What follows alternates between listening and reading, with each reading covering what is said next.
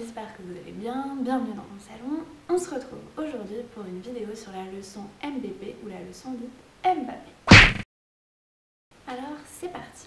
Donc dans un mot, quand vous voyez la lettre M et qu'elle est suivie, donc ça veut dire juste après, par les lettres M, B ou P, la lettre M va alors se transformer en la lettre M.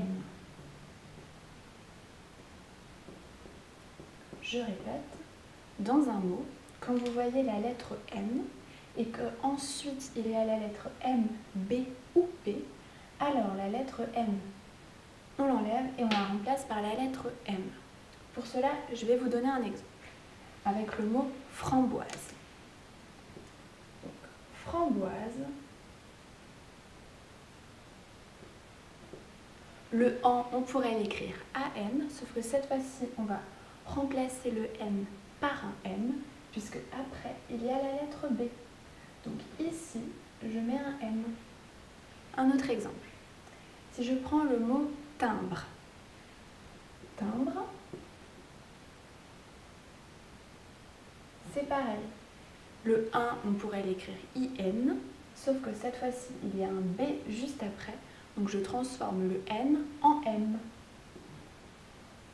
Un exemple maintenant avec P. On va prendre pompon. Donc un pompon, on a l'habitude d'écrire le ON, ON, mais cette fois-ci, on est obligé d'écrire le ON, non pas ON, mais OM, puisque juste après, il y a un P. Donc ici, c'est bien un M. Un autre exemple, cette fois-ci avec la lettre M, on a le verbe emmener.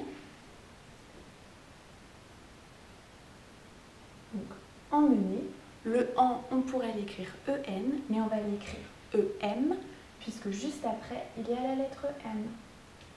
Donc, une dernière fois,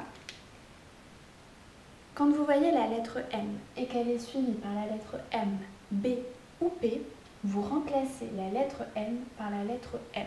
Donc, la lettre M, on l'enlève et on met la lettre M à la place. Seulement quand après, il y a M, B et P. Mais attention, il y a des exceptions.